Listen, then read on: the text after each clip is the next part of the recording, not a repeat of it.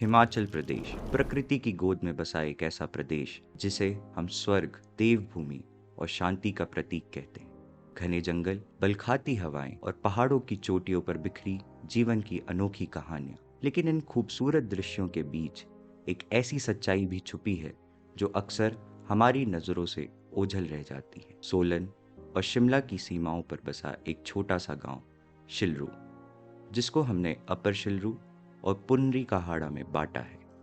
यहाँ की जनसंख्या लगभग 250 है। यह गांव सिर्फ भौगोलिक रूप से नहीं बल्कि सुविधाओं और संघर्षों में भी बटा हुआ है। पुनरी कहाड़ा, जिसे हम लोअर शिलरू भी कहते हैं, जो एक ऐसा हिस्सा है जहां आज भी सड़क नहीं पहुंच पाई है।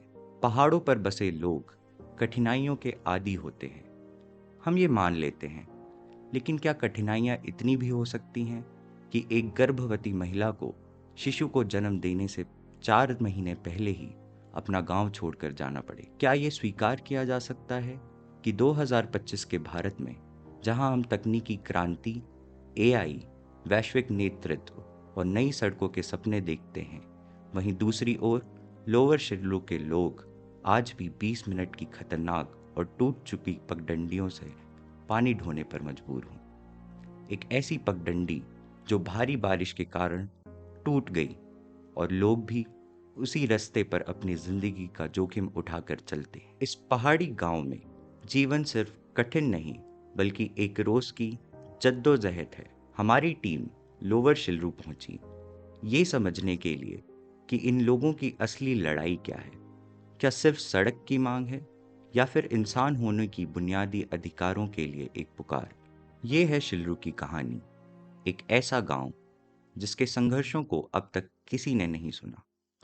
ऐसे लोगों को जो प्रकृति की गोद में रहते हैं लेकिन जिंदगी की बुनियादी सुविधाओं से फिर भी बहुत दूर हैं।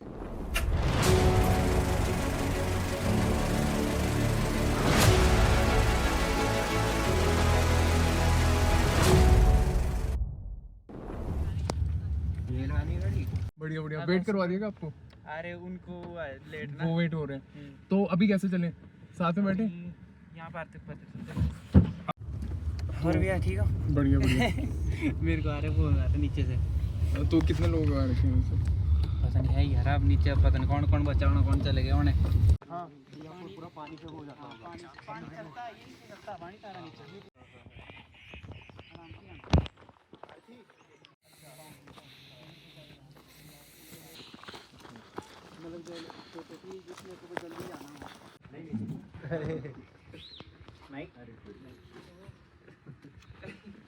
पीछे भी है। क्या नाम है? नाम बता। क्या नाम है? तनिष।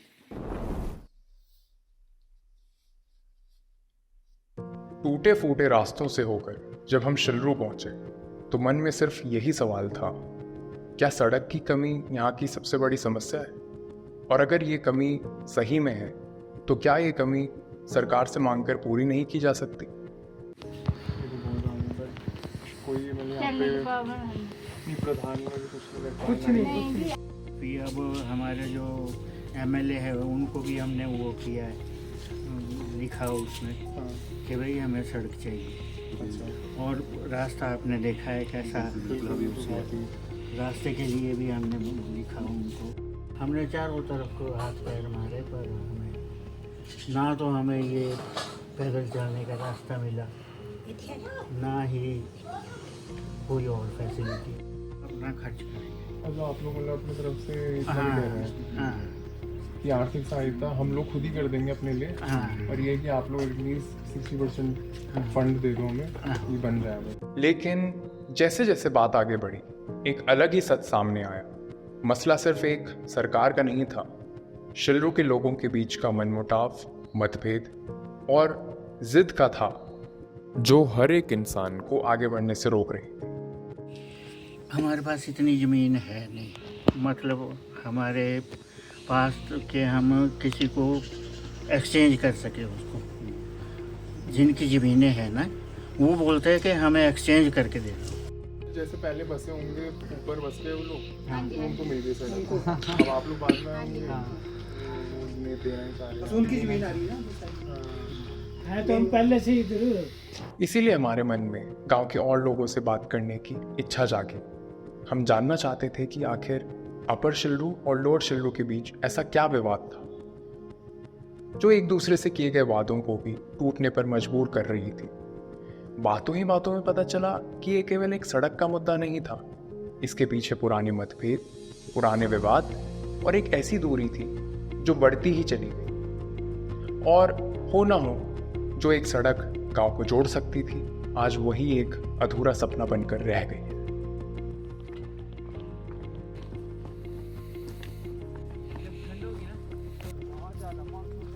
इसमें मैं एक बार गिरा था ना यहाँ से, और पानी लाते हुए और नीचे पहुँचा था। हमारे बुजुर्ग बैठे हुए है ना, और इनके भी बुजुर्ग बैठे हुए। अब उनके बच्चों को क्या पूछेंगे? अब वो बोलेंगे हमारे नाम से तो लैंड है नहीं, फिर बच्चे आगे है ना। फिर बोलते कि जी वो बच्चे आपस में बात कर ले। भाई जब तुम्हारे पास कुछ है ही नहीं, अब अभी मेरे पापा के नाम से हर चीज़ मानो, अगर उन्होंने मेरे नाम से भी करवा दिया फिर भी उनका मान सम्मान बेरौती मैच तो ही है अभी, है ना। उसके बाद वो कहते जी उनसे बात करो, मैं कहा मैं तो नहीं करता इस बार। ये सीधी सी बात है यार, सीधी बात करो, तुम की भी यार देनी है तो हमारा इतना नुकसान हो रहा है, और कहते हैं तुम इसका बदले कुछ दे दो। तो आपको अगर यहाँ से नहीं मिल पाएगी तो यहाँ से भी और जगह है ही नहीं ना सर। ये देखो ना, ये जैसे मैं देख रहा हूँ यहाँ पे रॉक सॉलिड बाहर देखो, ये वाली, ये है, ये नीचे वाली जो जहाँ घास काटा ना थोड़ा सा, हाँ जी हाँ जी, वहाँ से हमारी क्या नाम है घास है, और यहाँ थोड़ा सा घास काटा हुआ था, ये हमारे अपने औरों को पड़ता है। मतलब आप अपना देना चाह रहे हैं इसमें? बिल्कुल क्यों नहीं देना चाह रहे हैं, पर बाकी दूसरे परिवार और को कोई नहीं देंगे। अच्छा फिर उसके बाद इससे हमारे को यहाँ से अगर सड़क लाते हैं हमें, तो हमें कोई बेनिफिट नहीं होता। क्यों नहीं होता? यहाँ से आएगा नीचे पूरा फॉरेस्ट लैंड आ रही है ऊपर से, और नीचे जो मकान दिख रहा है ना आपको, तो ये नीचे नाले तक आती है, ऊपर नहीं आती, क्योंकि नीचे डाउन है, ऊपर को हाइट है ऊपर। पर ये है कि मतलब वो जितना ये दो ही जगह से आती है हमारी सड़क, जैसे जहाँ से आप ग्राउंड से नीचे को उतरे, जो क्या नाम गाँव शेड है, वहाँ से इधर सीधी आती है, और यहाँ से हमारी जमीन है सारी सड़क। इनका परिवार बाहर है, इनके लिए भी, और उन जो ऊपर वाले इनका भाई का घर है, हम इनको नीचे पहुँचाएंगे, अब हमारी जमीन है। इस सब के बीच हमने फैसला लिया कि अपर शिल्लू के लोगों से भी बात की जाए। हम जानना चाहते थे कि आखिर उनकी सोच भी वही है जिससे लोअर शिल्लू के लोग परेशान हैं, लेकिन हुआ वही जिसका अंदाज़ा था। उन्होंने हमसे बात करने से ही इनकार कर दिया। इंटरव्यू देना तो दूर की बात थी, उनका ये कहना था कि वो इस मुद्दे पे कुछ कहना ही नहीं चाहते।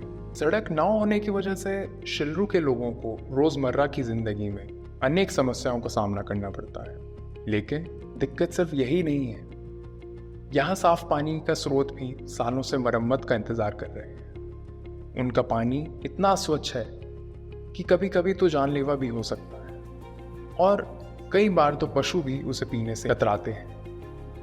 गांव के तबेले से निकली गाय भी जैसे धूप की एक झलक का इंतज़ार करती दिखती है, मानो वो भी चाहती हो कि एक दिन उसे भी ऊपर के हरे भरे घास के मैदानों तक पहुंचने का मौका मिले। और बच्चों की कहानी तो और भी कठिन है। यहाँ के कई बच्चे सिर्फ इसलिए स्कूल नहीं पहुँच पाते क्योंकि गांव तक ठीक रास्ते ही मौजूद नहीं हैं। स्कूल में सिर्फ एक ही शिक्षक है, और जब आधे से ज़्यादा बच्चे पहुँच नहीं पाते तो शिक्षा का अधिकार भी यहाँ अधूरा सा रह जाता है। इन सब मुद्दों को समझने के बाद हमने सरकार और प्रशासन से राय लेना भी सही समझा। सबसे पहले हमने गांव के प्रधान श्री यशवंत जी ठाकुर से बात करने की पहल की। तो अभी प्रधान जी जो शिल्लू गांव से हैं, यशवंत जी, हम उनसे एक बार वार्तालाप करते हैं और देखते हैं कि क्या अभी यथास्थिति है शिल्लू गांव की। प्रधान जी नमस्कार। जी नमस्कार। आपसे हम ये जानना चाहेंगे कि अभी शिल्लू गांव में आपने तो 2 कार्यकाल आपने देख लिए अपने। जी जी जी। उसमें आपने एक चीज़ जो है वो कांस्टेंट बनी रही है कि वहाँ पर सड़क अभी तक नहीं पहुँच पाई है, पर ऊपरी इलाके में पहुँच गई है। आपका क्या मानना है कि अभी क्या इसके पीछे कारण है? सबसे पहले जो शिल्लू जो गांव है वो तो सड़क से बिल्कुल कनेक्ट हो चुका है, पर जो शिल्लू का उप जो गांव है जिसका नाम है पुन्नी का हड़ा, उसमें दिक्कत ये है कि भी वहाँ पे हमने फंड्स का भी प्रावधान किया वहाँ के लिए, उन लोगों के लिए मतलब जो जमीन की जो एनओसी होती है उसके लिए जब उनके लिए बोला गया तो वहाँ वो एनओसी पंचायत कार्यालय तक नहीं पहुँच पाई। ये भी एक कारण रहा। दूसरी बात ये है कि भी एनओसी में एक तो कुछ फॉरेस्ट लैंड है, उसमें फॉरेस्ट में एनओसी लेना बहुत थोड़ा सा उसकी प्रक्रिया थोड़ी लंबी होती है। जो एक इंडिविजुअल ज़मीन है, इंडिविजुअल ज़मीन में लोगों ने दी नहीं उसकी एनओसी, उसमें हमारे को वो दिक्कत आई कि भी हम जो रास्ते के लिए जो कुछ फंड आया था वो भी हम उसमें नहीं लगा सके। ऑल ओवर पंचायत में हर घर को अगर सिंगल घर भी है वो भी हमने रोड से कनेक्ट किया हुआ है। दिक्कत वहाँ पे ये है कि वहाँ पे प्राइवेट लैंड है और साथ में फॉरेस्ट लैंड है। तो जो अभी प्रधान जी ये कमी है, इसके लिए कभी एमएलए साहब जो अवस्थी जी हैं उनकी तरफ से भी कोई बयान आया, कुछ कार्यशैली बताई गई, क्या करना चाहेंगे वो? नहीं, उनसे कभी हमारी वार्तालाप नहीं हुई इस बारे में। विधायक साहब से हमारी कोई भी इसके बारे में कोई वार्तालाप नहीं। हाँ, उसमें जो अभी जो 75,000 रुपये जो उसके लिए आया था वो डिज़ास्टर में आया था। अच्छा। तो वो डिज़ास्टर में आया था उस टाइम पर। वहाँ पे जो वहाँ के वार्ड मेंबर हैं वो आज के टाइम में जॉब कर रहे हैं, कहीं प्राइवेट जॉब, वो मतलब बहुत कम मतलब आते हैं और उनके लिए कागज़ों के लिए बोला था एनओसी के लिए भी आप करो, उसके बाद मैंने काम करना स्टार्ट, पर उन्होंने वो कागज़ भी हमारे को नहीं प्रोवाइड कराया, इसलिए वो नहीं पैसा अभी नहीं खर्च हो पाया। तो जो 75,000 रुपये वो अभी तक खर्च नहीं हो पाया? हाँ, नहीं। अच्छा, जैसे हमें उन्होंने कुछ 1-2 बार दिखाया था कि जब बारिश हो जाती है तो पूरा वो जो पतला सा रास्ता पगडंडी, हाँ, पगडंडी तो उस पे पानी ही बह रहा होता है। तो उन्होंने बताया कि वो खुद ही उन्होंने 2-4 गांव वाले लगे और थोड़ा उन्होंने एक डॉल टाइप ही बना दी, ये खेत फिर से ना बहे, तो वो थोड़ा उन्होंने खुद से ही करा था। हो सकता है वैसे देखो मैंने उसको नहीं जाके देखा। हाँ जी। पर हो सकता है उन्होंने बनाया होगा, अपने आप ही रास्ता बनाया होगा। अगर वो जाके सब लोग बात करते उनके साथ तो ऐसा नहीं था कि वो मान सकते थे, पर उन्होंने भी कोशिश नहीं की। और दूसरी तरफ जिनकी ज़मीनें उनको वो समझते हैं कि यार हमने क्यों हमारे ज़मीन दे देंगे, हम क्यों अपनी ज़मीन देंगे, ये कारण रहा। बाकी मेरी तो मैंने तो आज की बात कर रहा हूँ मैं, आज स्टिल आज 12 तारीख, आज तारीख है आपकी 14 तारीख। तो आज भी वो लोग मेरे से मिले तो उन लोगों ने मेरे से बात की कि भाई ऐसे तो जिनकी लैंड है, हरीश वर्मा नाम है उनका, और यहीं प्लानिया में उनका अपना मकान है, तो उनसे मैंने बात की। मैं गया भाई साहब ऐसा कुछ इनके लिए करो यार, मतलब इनको। तो उन्होंने मार्च में बोला हुआ कि भाई मार्च तक मैं इनके साथ वो करके भी इनको दे दूंगा, वहाँ से जो मेरी जगह है वहाँ से मैं इनको सड़क के लिए जगह दे दूंगा। अगले साल मार्च 2026। हाँ, 2026 जो मेरे उनसे बात हुई मेरी। मैं तो यहीं का रहने वाला हूँ, मेरा तो फिर भी फर्ज बनता है, प्रधानी तो चलती रहेगी, नहीं भी रहूँगा तब भी अगर समाज सेवा करनी है तो मेरे को नहीं लगता कि मैं प्रधान रह के ही कर सकता हूँ। मैं अगर प्रधान नहीं भी रहूँगा तब मैं वो करूँगा, क्योंकि कोशिश मेरी बहुत रही। बिल्कुल सही बात कह रहे हैं कि मतलब इंसानियत दिखाने के लिए कोई उपाधि की जरूरत नहीं होती। ना। बिना उपाधि के भी इंसान अगर करना चाहे तो इच्छा शक्ति हो तो वो कर सकता है। बिल्कुल, नमस्कार, थैंक यू। धन्यवाद। इसके बाद हमने अर्की के विधायक संजय जी अवस्थी से बात करने की भी कोशिश की, जिनके क्षेत्र में शिलरू गांव आता है। उन्होंने इस मुद्दे पर अपनी चेतना जताई और बताया कि सड़क लाने के लिए उनके क्या क्या प्रयास अभी तक रहे हैं। तो आपके सर हम ये जानना चाह रहे हैं कि जैसे अभी शिलरू गांव में जो रोड की समस्या, मतलब आज 2025 चल रहा है और अभी भी वहाँ पे रोड तो चलिए थोड़ा दूर का मुझे लग रहा है किस्सा है, वहाँ पे रास्ता भी नहीं मिल पा रहा है, वहाँ पे जो निचला गांव है। तो उसमें सर आपको कैसे लगता है कि अभी क्या करना चाहिए और अभी तक क्या कभी पहल नहीं उठी इस बारे में?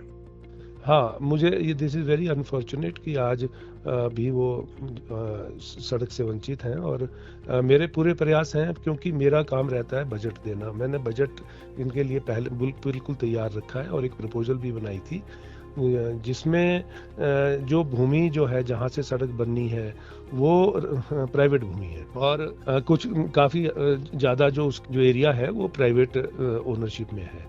तो वो प्राइवेट ओनरशिप जिनकी है वो कुछ लोग उसमें जो है वो उनका आपत्ति जता रहे हैं और वो लैंड की उपलब्धता नहीं है। जब लैंड अवेलेबल नहीं होगी तो वो सड़क इस वजह से नहीं बना पा रही है।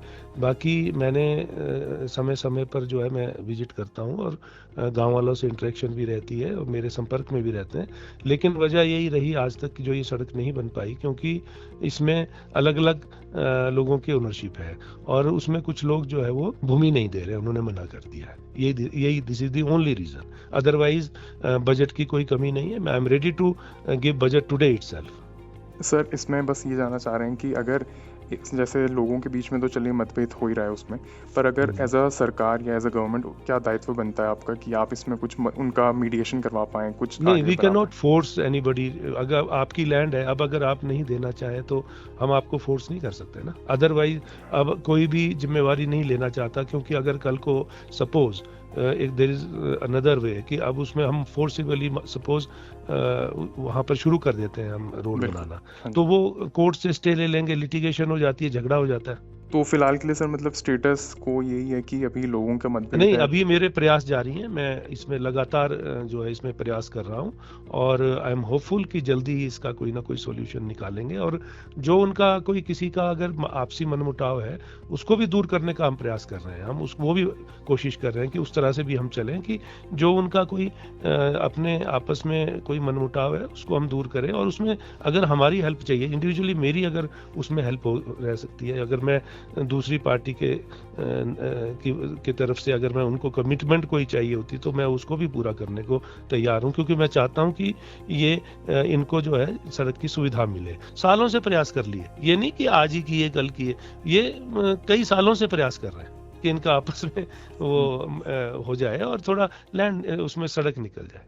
अभी हम और कोई अलाइनमेंट भी चेंज करने की कोशिश कर रहे हैं कि अगर कहीं और से हम उनको सड़क दे दें, तो वो भी हम एक्सप्लोर कर रहे हैं। बिल्कुल सर, क्योंकि अगर दूसरा रास्ता जहाँ से हमें फॉरेस्ट एरिया दिख रहा है, अगर उसमें कुछ अगर पहल हाँ, हो पाए। वो भी उस पे भी अब हम उस पे भी काम कर रहे हैं। रास्ते का भी आपने पूछा था ना, हाँ जी रास्ता तो जो बना ये है। एक्चुअली पंचायत का सब्जेक्ट है, because panchayat is also elected body, and वो एक छोटी विधानसभा है, समझ लो आप। पंचायत जो है अपने बिल्कुल। पंचायत की विधानसभा है, तो बिल्कुल। उनको बजट रहता है। 15वें वित्त आयोग जो आया है, हाँ जी 15वें वित्त आयोग में इसके लिए प्रावधान किया जाता है, राशि दी जाती है, और उसमें एमएलए फंड से भी पैसे दिए जाते हैं, और मैंने इस पंचायत को भी काफी पैसा दिया है। तो रास्ते का जो, क्योंकि रास्ता पंचायत बनाती है और रास्ते का रखरखाव भी पंचायत करती है, तो ये उनके अधिकार क्षेत्र में आता है, और यदि उसमें कहीं बजट की आवश्यकता होगी तो मैंने हमेशा पहले भी दिया है बजट, और अभी भी दूंगा मैं। बिल्कुल सर, ये तो बहुत ही अच्छा लगा आपसे बात करके। ठीक है सर, ठीक है, thank you so much. Thank you very much. तो ये थी शिलरू की कहानी, एक ऐसा गांव जहां मुश्किलें सिर्फ प्रकृति से नहीं लेकिन इंसान के लिए हुए फैसलों से भी पैदा होती हैं। सड़क सिर्फ एक मिट्टी और पत्थर का रास्ता नहीं होती, लेकिन इंसान को जोड़ने का जरिया होती है।